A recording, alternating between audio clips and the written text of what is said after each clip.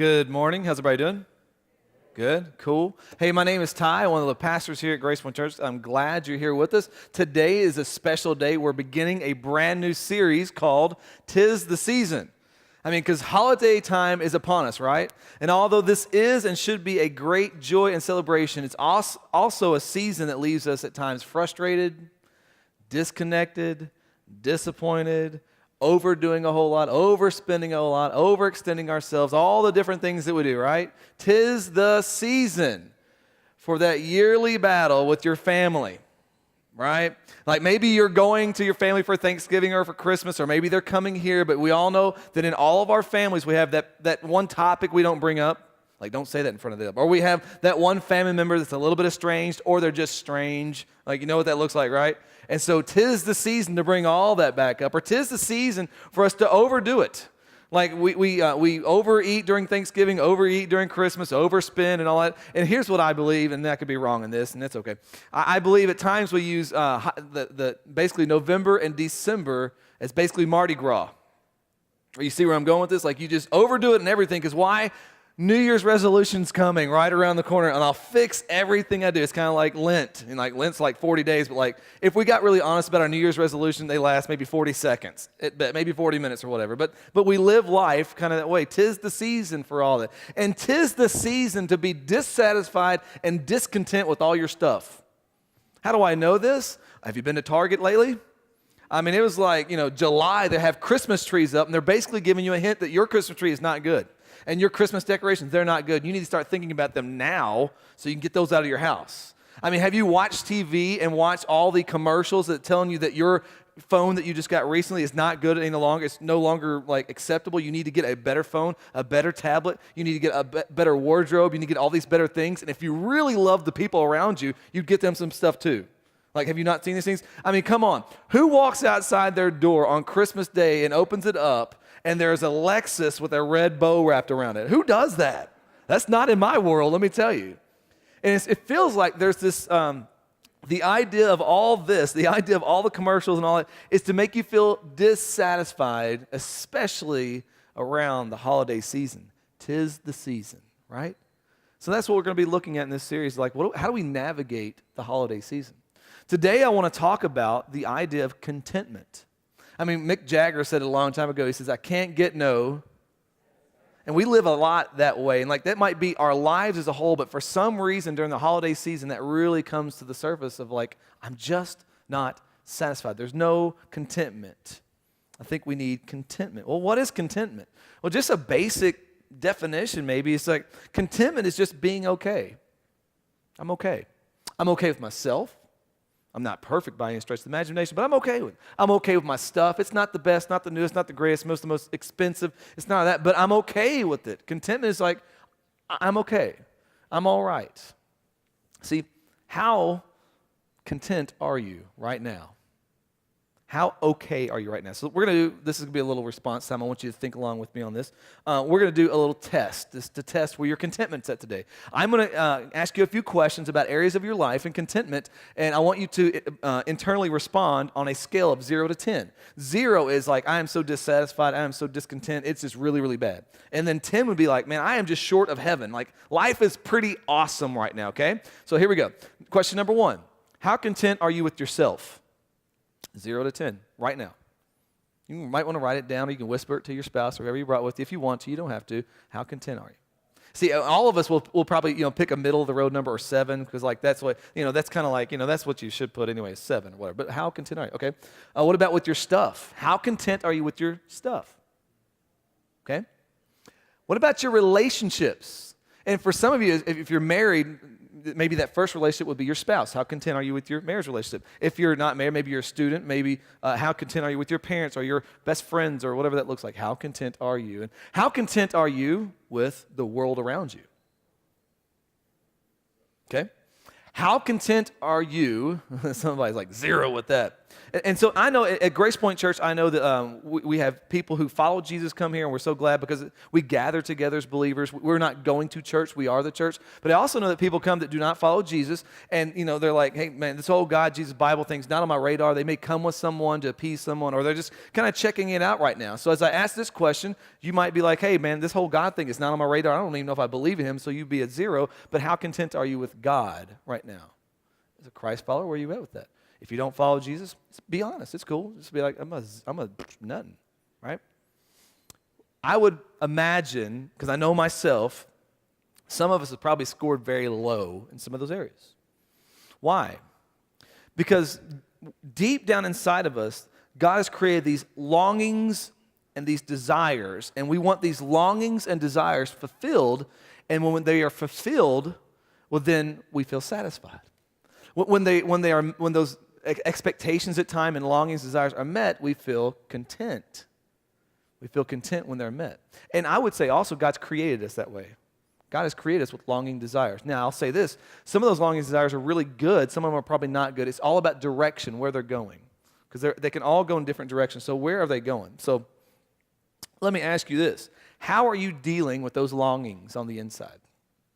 How are you dealing with those desires? And I think the holiday season just brings to surface what's going on. But how are you dealing with those in life? What are you looking for? What do you want? What are you desiring so bad in your life that have the sense that I'm waiting for something? I'm waiting. If you got a Bible, go to Philippians chapter 4. That's where we'll spend the majority of our time today. If you don't have a Bible at school, we have free ones out back. You can just take one. You don't have to ask for it. We'll put the scripture on the screen.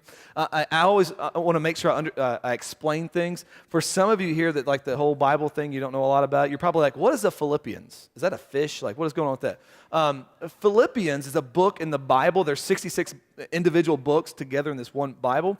And Philippians is actually a name of a place, Philippi. And there's this guy by the name of Paul. Now, Paul, in his life, his early part of his life, he hated Jesus. He hated Christians. And he hated them so much so he had them killed, and he had them put in jail, and a lot of different things like that. And then Jesus got into his life and just transformed him to where he loved Jesus, and he loved people, and he started planting churches. And if you look in Acts chapter 16, you don't have to go there right now. You see in the book of Acts quite a bit him planting churches, and he meets up with this house church, and there's a lady there by the name of Lydia. She gets saved, and they kind of start a church there in Philippi, and this is kind of where this all begins. Now, Paul's at this point has been a Christian for about 30 years or so, and he planted the church a while back, and it's been probably about 4 or so years before he's been to this church, before he's visited this church again that he planted. And Paul's got a lot going on in his life. Let me tell you a few things. He had a pretty rough go. He'd been shipwrecked, beaten, homeless, left for dead, adrift at open sea. And so now he finds himself in prison getting ready for potentially execution. I mean, like, when it means left for dead, the dude got stoned. And what that means in Bible terms, a little different than what you may be thinking, is this. They took large rocks and just chucked at him and threw them at him over and over and just pummeled him with these big fist-sized rocks until they looked at him like, yeah, he's dead. Let's go. And he wasn't dead, presumably. And so we'll just say the guy had a rough go at it. And so now all of a sudden this church starts to think about Paul while he's in prison, and they send word to him, and they send him a gift. They send him a gift. They send him money. They take out a collection together and send him money. And so what we're going to see here is it open up in chapter 4, verse 10. He's thankful for this gift. So look at verse 10. He says, I rejoiced in the Lord greatly. Now, what you have to understand about this book is he's rejoicing. Dude's in, where is he at? Prison. I haven't been to prison yet, but I would assume that's like, there'd be like the rejoicing level would not be the most highest there. I'm just saying. So he's rejoiced. The book of Philippians is known as the book of joy. And he wrote the thing while he's sitting in a hospital, sitting in a prison awaiting potential execution. So it's mind-blowing. So he says, I rejoice in the Lord greatly that now at length you have revived your concern for me. You were indeed concerned for me, but had no opportunity. So what is he saying? He's like, man, this is great. This makes me feel good. You guys are thinking about me. I mean, that makes us all feel good, right? When someone thinks about you and they let you know, they send you that text, they send you that email, they give you a call, they send you a card or whatever, just thinking about you, that feels good, right? He's like, man, this like, there's a relational connection there. This is awesome. But then he wants to make something very clear. He wants to be thankful for their concern for him and thankful for the gift. But he wants to make sure they understand that his contentment is not found in that relationship. His ultimate contentment is not found in that relationship. And his ultimate contentment is not found in the gift. Look what he says at verse 11. So he's thankful, and he says, not that I am speaking of being in need, for I have learned in whatever situation I can be content. What is he saying there? He's saying, I can be content. Where's Paul? Where's he at? He's in jail. He's like, in any situation, I can be content. I feel like in this text, Paul's warning the Philippian church, and he's warning us as well, that there's going to be a war on your contentment. There's going to be a battle for us to be content. Like we know, like we're seeing this, we know there's a battle for your contentment. The world and everything else in your heart at times is battling for you to be content, to be discontent. And I feel like there's a warning there. See, we all have these longings and desires in us, and we have to figure out where we're going to find contentment. And how do we find contentment? Well, a lot of us, me included, we look in a lot of different directions for contentment. Let me give you a few ways we want to find contentment. You want to know what this is? You better know what this is. What is this? And what does duct tape do? Fixes everything, right? And for some of us, we run to, and you better have some of this in your car. Let me tell you, it can this could make your car fly. I don't know. But you need it because it fixes things. Well, a lot of us, we want to put duct tape in our lives. And what that means is we'll say, you know what, I'll be content as long as, or as soon as this gets fixed in me. When this is fixed in me, when I've had enough therapy or I've had enough situational change, I've had all that, when it's fixed, then I'll be content.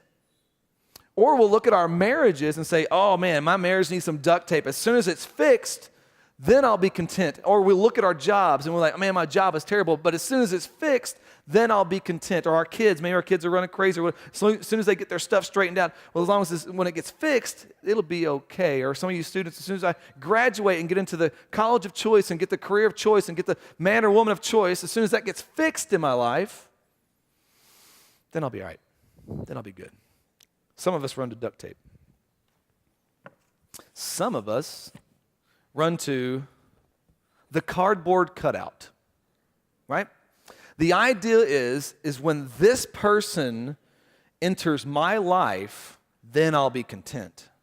You know, I'm single and I'm looking for Mr. Right or Miss Right, and as soon as I get the guy, as soon as I get the gal, man, my life is going to be content. It's going to be awesome. I'll be satisfied as soon as they come into my life. And for some of us, it's someone that's already in our life, but there's some distance.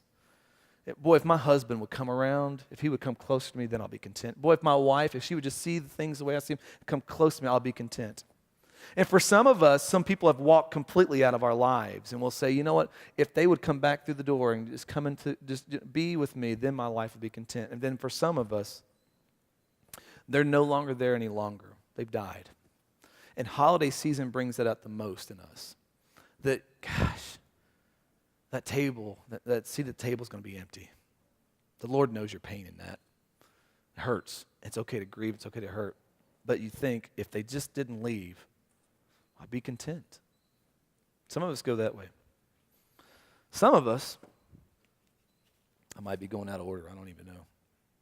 Some of us think, if I had more of these, if I had some of these, man, my life would be so much better. I'm going to fan myself with this. If I had my life would be so much better. You know, if I could just get that bill and that credit card out of the way, then I'll be content. If I could just upgrade the car, upgrade the house, upgrade the phone, upgrade whatever. If I can just make my job better so I can get more of these, then life will be better. Like, I want more of these. If someone would just take some of these and buy me the perfect gift this Christmas, man, life would be better. And like maybe you guys remember, maybe you're my age. When I was a kid, like November was awesome because something came in the mail. It was called the J.C. Penney's catalog. And like as a kid, dude, I got the ink pen and I knew how to split it right down. I was like Moses parting the sea, boom, boom. I could split that thing right down the middle. And I would look through all the toy section and then I would circle and dog ear every page and everything I want. And then I had a numbering system that I taught my parents. Look, if you're going to get me one thing, this is number one. Two things, this is number two. And like by the time I'm done with this catalog, there's like 86 things in there. I'm like, I need this all. Like, get this for me. This will make my life good.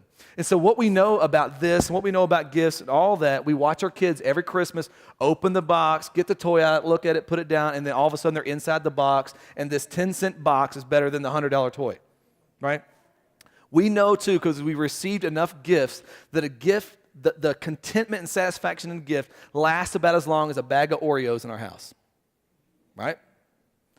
We think if we had these things, they would make us be better. And then if those things aren't working, then we head to this, a screen. And we think, oh man, my life is tough, my life is rough. So if I could get on this thing, and if I can create a virtual me in a virtual world with virtual friends where I would say things on this thing that I would never say in reality, but if I can create enough friendship on this, which I'm not saying social media is bad, I love social media. If I can create enough friendship on this, then I'll be content. Or maybe if I can just be on TV long enough and watch TV long enough and watch enough movies and kind of like numb the pain of life, then I'll be content there. And we just look for these things over and over and over and over to try to find contentment. Why? Because there's something inside of us that has a longing. There's this desires, and we're like, I need this met. I need this fulfilled, and we can't find complete satisfaction. There's just no satisfaction. It's kind of like this. I'm not a big gum chewer, but my kids love gum, and my son loves bubble gum. And like the thought of bubble gum's awesome, and you put it in your mouth, and the flavor lasts for 13 seconds. Then after that, it tastes like you're chewing on an old rubber tire. It's like these things are good things, and they'll give us some satisfaction for a moment. But after that, they're just like, well, what's the next thing? What's next? Because like that didn't do it. What's going on here? It's a lack of contentment. To truly understand contentment, we need to understand where the lack of it leads, where the lack of it's going. So let me tell you a couple pit stops on the way of losing contentment. When we're not content with what we have, who we are, and I'll show you the ultimate contentment here in a minute. When we're not content with that, our first pit stop is consumerism. We buy into, and it is what it is, we buy into the American dream. Yeah? I love America. Man, I'll sing it to the rooftops with you. I'm proud to be an American. We'll do it. But it leads to this consumerism of like basically, that didn't work. What's next? That item wasn't good enough. What's the next item? That person wasn't good enough and fulfill me and give me what I need. What's the next person? And so it's this consumeristic mind. I consume. It doesn't stop there. It goes from your commitment slides. It goes from consumerism, and then it goes to the word coveting. Coveting. It's like I want something more than I want God. I want their something. I want that something. Give me. I want their stuff. So let's do this. You're in Philippians. You're going to go back to the Old Testament, and we're going to be in a book called Exodus. It's like the second book of the Bible in chapter 20. Now, we're going to be looking at the 10 Commandments. So if you're a Christ follower, you're a Christian, you know Jesus, what that looks like. You probably have heard the 10 Commandments. You may know the 10 Commandments. If you're not a Christ follower, not a Christian today, you probably have heard of it. You probably kind of know the 10 Commandments. You've seen the 10 Commandments. You know there's some stuff about not killing, that kind of stuff on there. Okay, cool. So we're going to look at one of them. We're going to look at the last one real quick, okay? It's in Exodus chapter 20, verse 17. And this is what the writer says. He says, you shall not, this is number 10, you shall not covet your neighbor's house. You shall not covet your neighbor's wife, or his male servants, or his female servants, or his ox, or his donkey, or anything that is your neighbor's. This is always a funny text to me. Don't covet your neighbor's donkey. Like, hey bro, good looking donkey over there. What'd you do with the hoofs? Did you raise it? Is it lifted? I don't know. But it's like, it's a donkey. This is always so weird. It's like kind of their mode of transportation. I was like, I guess it would be kind of car-like language, like nice donkey. Is it a Ferrari? I don't know. But anyway, it's like odd. But it's like, don't covet these things. Don't covet these things. Why? Because coveting trumps contentment. When we start to slide away from being content, and I'll show you where true contentment is found in a minute, it goes to this consumeristic thing, and we buy into the lie that if we get more stuff, that everything will be better, and it slides into coveting to where we just want to consume even more. We want other people's things. We want things to give us more than what they are made to do. It's like this inner grasping that wants to find meaning and significance and value in relationships and stuff to like give me meaning, give me value, give me significance. I want this relationship. I want this stuff to do that. We long for something that is not God to satisfy us in a way that only God can do. We want something that's not God to satisfy us in a way that only God was meant to do. That's where this coveting leads. God's created us with these longings, created us with these desires, and we have misdirected them, misguided them to where, we're asking it to be God. That's what it boils down to. See, when God says don't covet, he is saying that he wants you to experience him in such a way that you are content in all areas of life. You're content in your life situations. See, when we covet, we're saying their situation's better. I've seen what they do. I've seen what their marriage looks like. I've seen what their job looks like. I've seen all of that. It's better. I want that life, God. There's no contentment there. There's just coveting. We'll say it about our own lives. We'll say, you know what, I'm just not happy with my life, but I've seen that life. I've seen that person. God, you made me the wrong person. I need to be like that person. I need to live like that person. And so that's coveting. We look at their stuff and like, oh, God, look at the house they have, and look at the cars they drive, and look at the clothes they wear. Oh, if I only had that body shape, if I only had that kind of clothes, if I had all those things, oh, man, that would make me feel content. But yet we fail to realize that they're probably more discontent than you are. And they've got all the stuff because there's somebody ahead of them that's got more.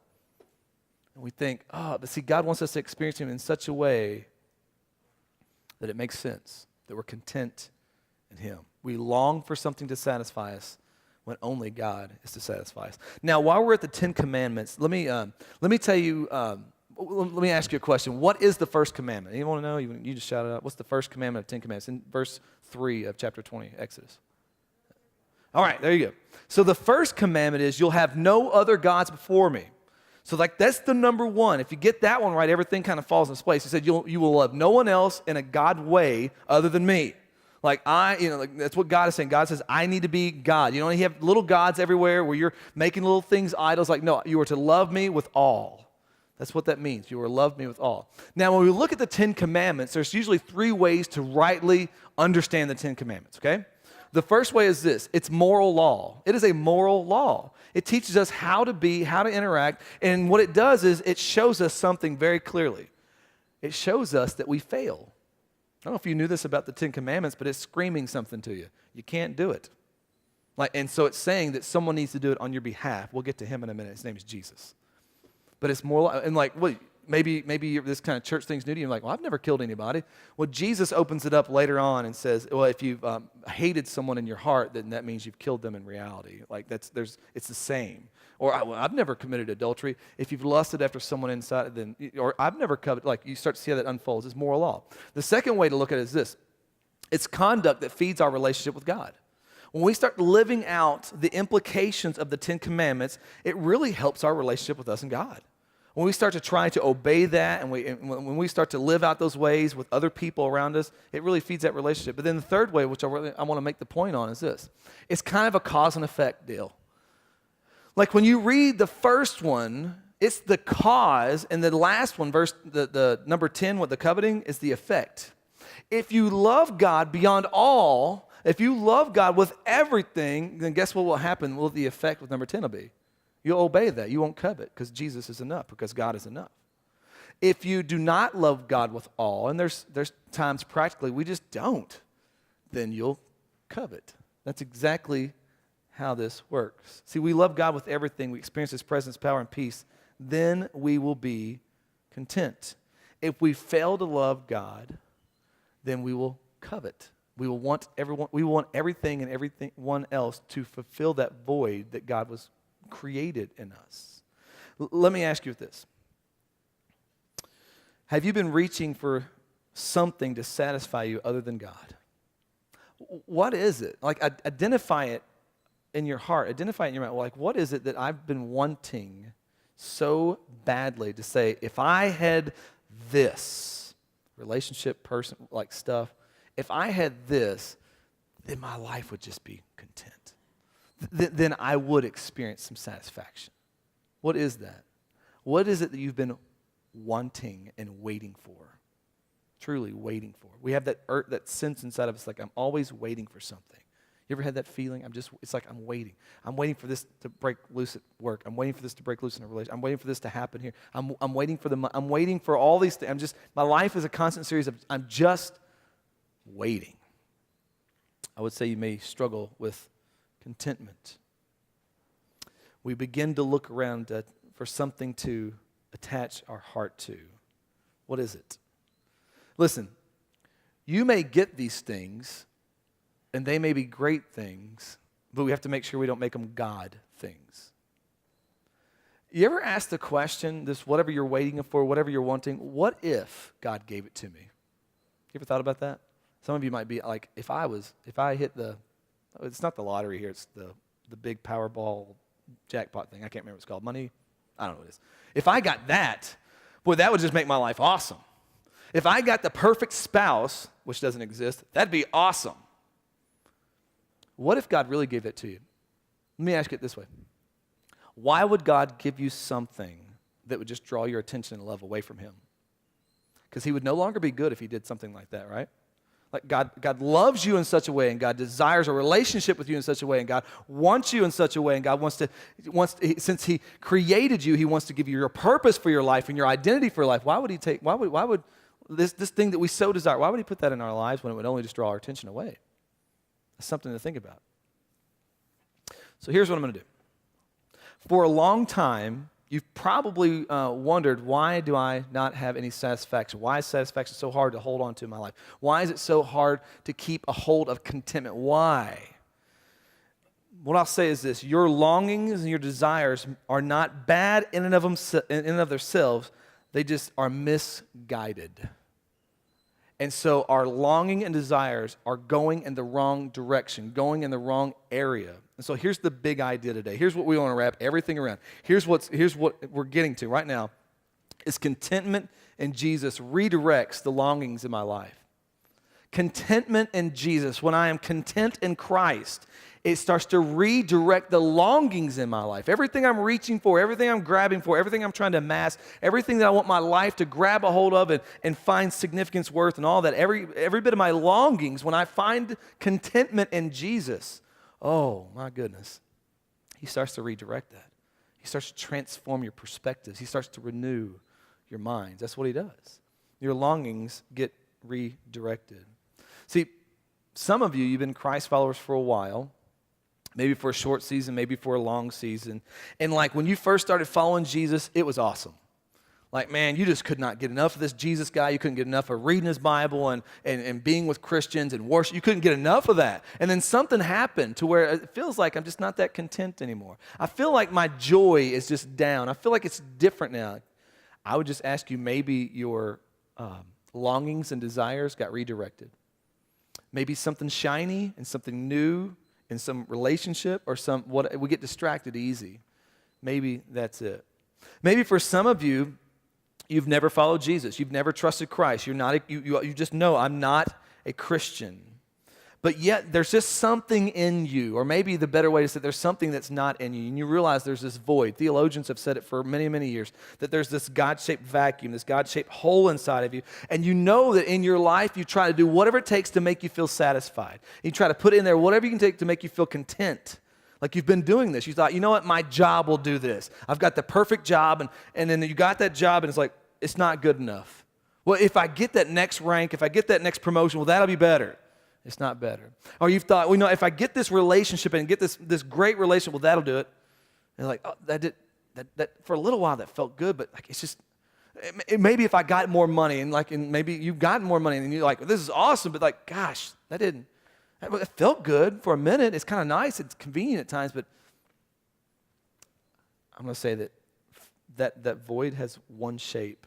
It's Jesus. That's why it's a God-shaped hole.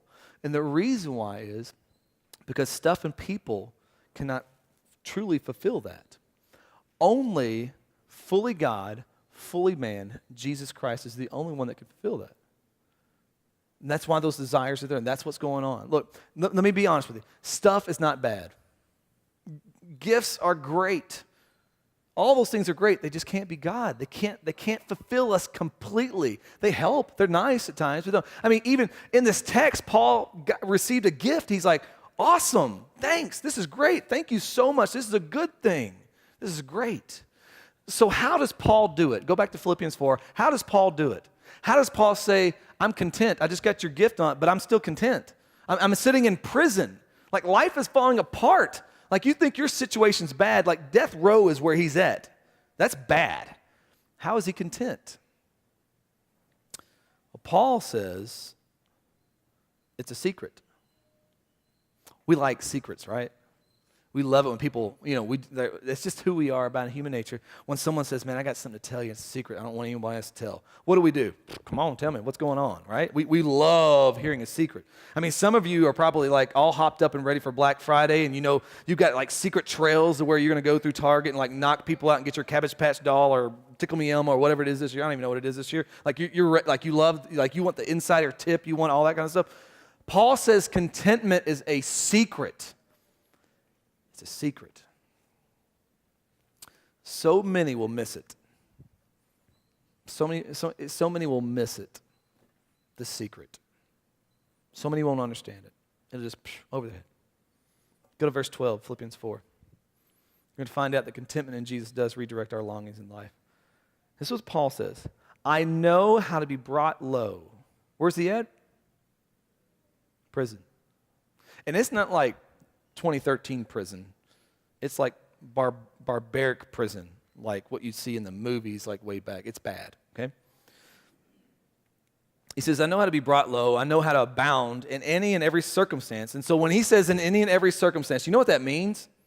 In any and every circumstance. He's basically saying good or bad, high or low, in any and every circumstance. He's like, I know. He said, I've learned the secret. It's a secret. So I've learned the secret of facing plenty and hunger, abundance and need. Contentment is a secret. And like what he just said in that verse is so otherworldly. It's so countercultural. It's so against and opposed to everything we live, hear, eat, and breathe in our modern culture. It is so against that because the culture say, buy more, get more, climb the ladder, do all those things, work harder, and then you'll really have self-satisfaction. Paul's like, it ain't like that. I've been to the top, to the top, of the top. It's not like that. It's not like that. And that's why he says it's a secret. It's a secret. What he's telling us, and he's going to continue to open this up, is that these things in our life are only pointing us to a greater reality. The things that we have longings for and the things that we have desires for are just going to point us to something greater. And if we don't see the sign, we miss it. So it's like marriage. We think if our marriages are better, we think if our marriages are perfect, and we do all these things like that, and we talked about marriage a couple of weeks ago, we think, the ultimate point of life is marriage. No, your marriage is a sign pointing to a greater reality. In Ephesians 5, Paul lays it out very clearly there. The marriage is about Jesus coming, and the church is the bride, and he is the groom, and we are the bride, and he's going to reunite us, and it's going to be awesome. That's what he's talking about. So your marriage is pointing to Jesus. Kids are great, but ultimate contentment cannot be found in kids. Why? Kids are pointing to a greater reality. I believe that as a believer and follower of Christ, that you are a child as well, and you have a heavenly Father that loves you and adopted you. Stuff is great. Do you realize that it's great having cars and money and house? That's great, but it's not the end-all, be-all. You will not find all the contentment in that. Why? Because it's pointing to a greater reality that as a Christ follower, as a Christian, you have the inheritance of the Son, which means you have the inheritance of eternal life here and heaven beyond. That it's good. It's good. So right now, you can't find ultimate contentment in the things that will wind up in a dump in about 5 years. Most of your cell phones are outdated as soon as you get it, right? The things that perish.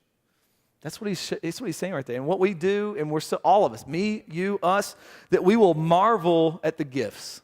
We'll marvel at the signs. We'll marvel at it, and we don't marvel. We stop just short of marveling at the giver. That's why his grace is poured out on each and every one of us. Believer or not a believer, follower or not a follower.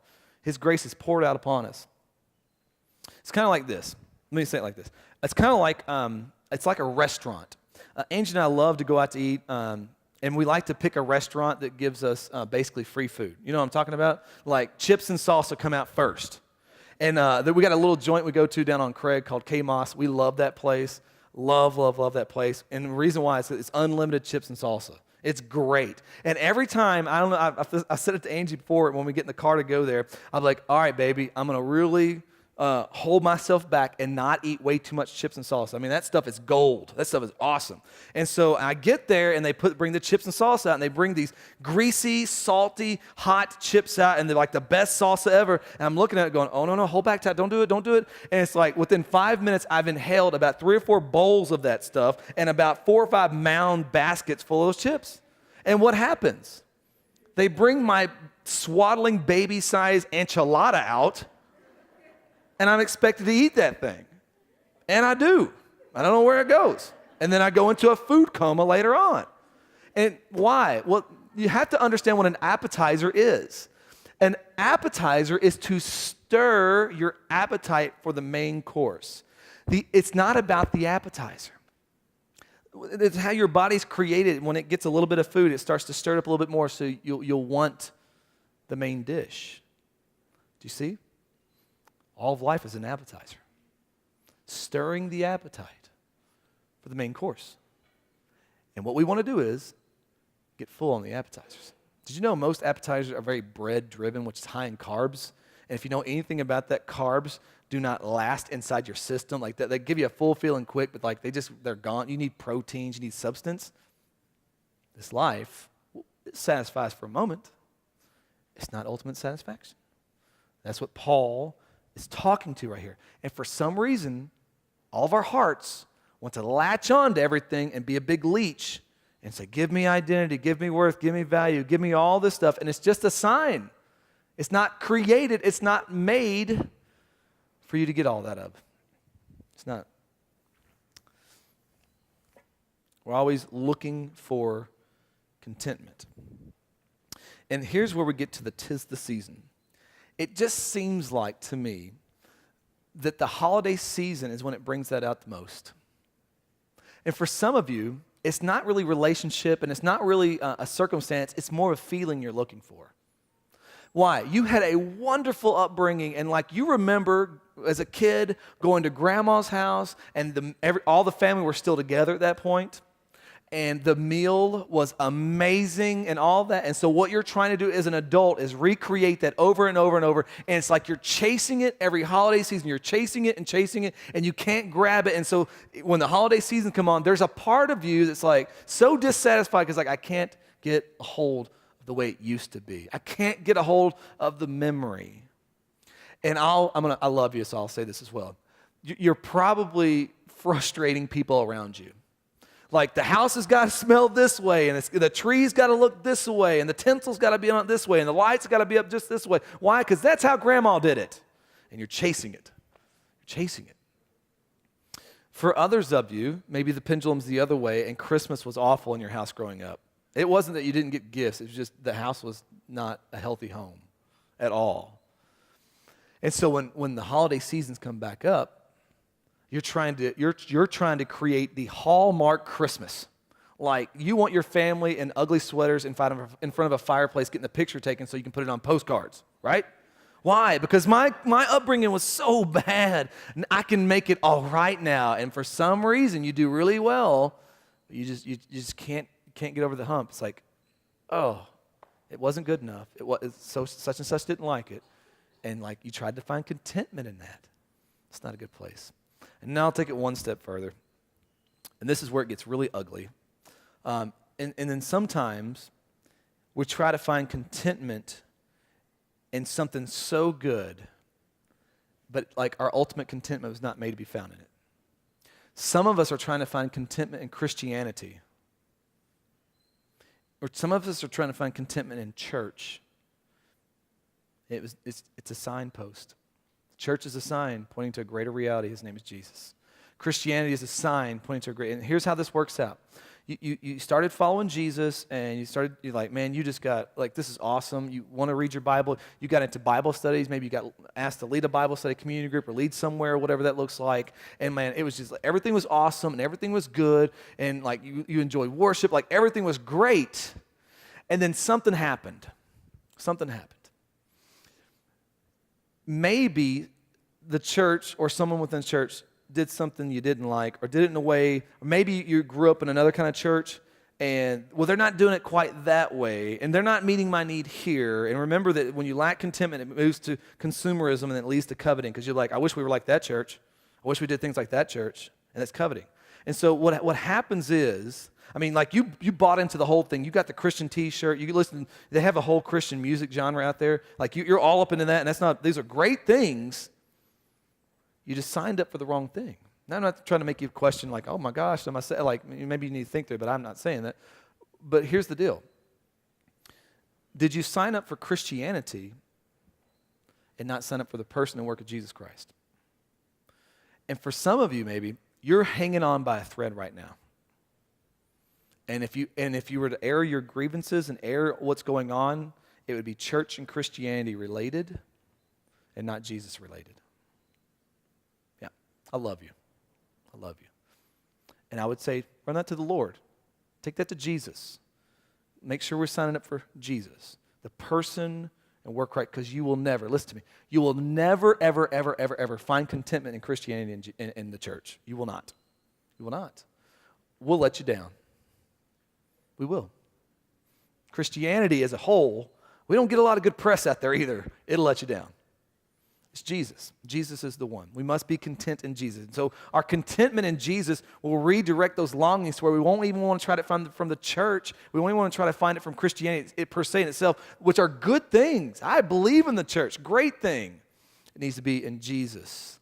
The secret to contentment that Paul's talking about is Jesus. Look back at verse 11 again. He says, not that I'm speaking of being in need, for I have learned in whatever situation I am to be content. Where's Paul? Jail, prison, okay. Verse 12, I know how to be brought low. I know how to abound. He says, in any and every circumstance, I've learned the secret of facing plenty and hunger, abundance and need. Paul has sat in the lap of luxuries. Paul has been with kings. Paul has he was top. And now Paul is poor and basically in jail, awaiting basically execution. And see, the fact that Paul is content in both circumstances says this: contentment is utterly independent of circumstances. He said, man, I had the best of the best. I should have been the most content there. Didn't find it there. I've been at the low of low. I know I should be discontent there, but I'm content. See, when we are in need, it reminds us that only God can provide. He understood that. When we have plenty, it reminds us that only God can truly satisfy. And I think it's interesting in this text that Paul chose to use the word content. The word content means just right by myself. That's what it means. Being content, I'm just right by myself. And so, okay, Ty, are you saying that Paul found contentment in himself? He was just right by himself. Some of you are like, man, I got that nailed. I'm A-okay by myself. I don't want anyone around me or anyone harsh in my vibe. I don't want anything I'm good to go. Maybe Paul said that because he had great willpower. Like, man, he's a strong dude. Paul's a strong dude. Or maybe it was his humility. Maybe that's what got him through. What was it? Well, if we stop there, then what we could do, make an assessment of like, okay, I'll just try harder, be more, do more, and I'll find contentment in myself. No, you have to get to verse 13. Philippians 4:13. I can do all things through him who strengthened me. How is Paul content? I can do all things through him who strengthens me. It's not Paul's strength. It's not his power. Now, I have to say this is one of the most misused verses in the Bible. It is. It's put it on your coffee mug and put it on your little deflector, reflector things in football, Philippians 4:13. Put it on all that. And so what we want to use this text for is like, man, I can throw the winning touchdown if I believe that God can do all things through me. I can jump off a skyscraper and grow wings and fly because I can do all things. Is that what the Bible says? All things. What we have to understand is this. The Bible has a context. What's Paul talking about? What's the topic of today? Contentment. That verse is locked in that context. You can't pull it out and say, oh man, I can score the winning three-pointer. You can't do that. It's locked in the context of it. He's talking about I can be content in all ways, high, low, in the middle. I'm content because there's somebody strengthening me. It's Jesus. It's Jesus. Jesus is the one that strengthens me. That's what he's talking right there. Paul is saying, and Paul says it with his life, he's like, I'll live my life dangerously. I'll live my life risky so the gospel may advance, so churches may be planted, so disciples may be made, so that we'll make much of Jesus. And think about this in your own life. What's the worst thing that can happen to you in your life? You die. So if you die, you're in Christ. So if you die, you'll be with Jesus. If you don't die, he'll be with you. Paul understood that. That's where his contentment was. That Jesus strengthened him, that Jesus is with him. That's where he's going at right here. The idea is this, that Jesus satisfies. Jesus is the one that truly satisfies.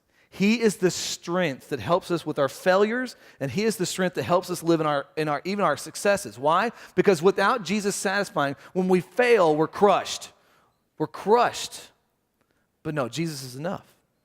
I'm satisfied in him.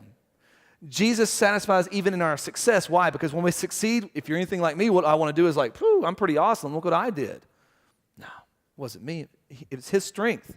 Not me. So when I'm weak, he'll be strong. Paul says that in another text. He said, when I am weak, Jesus is made strong. Jesus satisfies. Jesus satisfies. He's all we need. If you're Christ follower today, he's all we need. He meets all your needs. Think about that. If he meets all your needs, then all you have left in life is wants. Let me illustrate like this. Maybe you're a parent like I am, and my kids will request something. They'll want something, and I'll look at them and say, is this a want or need? Well, in their minds at times, like, I got to have an iPhone. Is that a want or a need? It's a need. I'm like, I don't know about that, right? And so we kind of figure out, is it need or a want? If it's a want, I'll look at them like, you know what? So we don't have to have this. So maybe you'll get it, maybe not. We don't know. You do not have to have this. You'll be okay. Why? You have everything you need. We provide, a home and food and love, and, you have Jesus. It's like you have everything you need. Everything else is wants. This is what it means for Jesus to satisfy. This is what Paul is understanding. Jesus, you've met all my needs. If the rest of life is want. Jesus, I'd like to get out of jail, but if not, cool. You're everything I need. This is what he's talking about right here. Where are you dissatisfied in your life? Where are you discontent? And what Paul is pointing to right here is in order to overcome that dissatisfaction, in order to say that Jesus satisfied, in order to do that, you must do this. You must forsake yourself. You must forsake your strength. Think about it when we lose contentment. Think about it when we're very dissatisfied. We'll start saying things like this. Will my life be better if I buy? I'll be more satisfied if I meet this person. I'd be better if I do these things. I'll be better if I get this stuff. And who's the subject of the matter right there? I. You're the one working for it. You're the one doing it. You're the one trying to gain it. And you can't even make yourself content. You can't even satisfy yourself. And you live in yourself. You have to forsake yourself. It's not my strength, it's yours. I want to be satisfied in you. Be my satisfaction. That's what Paul did. That's what Paul's saying right there. When I'm weak, he makes me strong. Where are you trying to find your identity? What signpost are you looking to? Are you looking to Christianity? Look past the sign to what it's pointing to. You're looking for the church? Look past the sign where it's pointing to. You're looking for your marriage? Look past the sign where it's pointing to. You're looking at stuff, money, possessions? Look past the sign. Look where it's pointing to. That's exactly what he's talking about here. Now, Christianity is full of paradoxes that feel almost like a contradiction.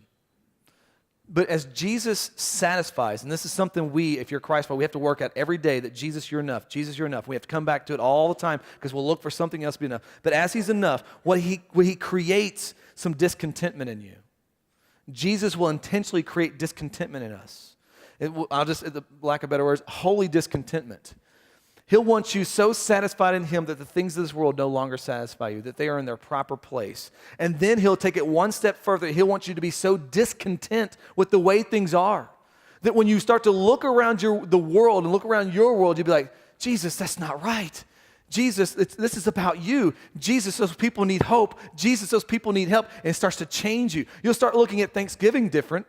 You're like, this is not a time, it's a time to gather around the table as a family, and family is a wonderful thing, and that's a great thing, but it's not a thing to be worshiped. This is all about thanks about how good you are, God. You've given me your grace today. Why do I know that? Because I'm alive. I didn't be alive on my own. You gave this to me. I'm thankful. It'll start changing the way you look at Christmas. It's not all about buying those gifts and your kids need more toys and like you just buy people gifts and half of them you don't even like and it just makes you feel better. It's not that at all. That Christmas is about one who would come, that would love us in spite of us. He would take the form of a baby, an infant, and he would grow and be perfect in his life, fulfilling God's law, the 10 Commandments, fully on your behalf and dying on a cross where he was innocent, and raising from the grave 3 days later. That's what Christmas is about. It's not about Santa Claus and jingle jingle and all and buying gifts. It's more than that. Those are fine things. We play along with that stuff, but we make sure we point to the reality.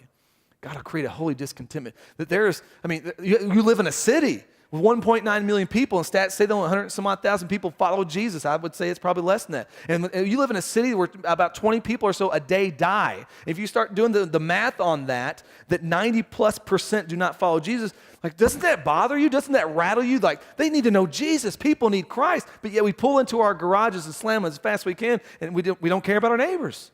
What if we started to see things where Jesus is satisfied, to where it starts to transform our lives, to transform other lives, that people need hope, that people need Jesus? 8 out of 10 people will come to church if you invite them. Just holy discontentment. So let me finish with this. Where are you dissatisfied at? Where's your discontentment at? What is the fill in the blank? If I had blank, I'd be okay.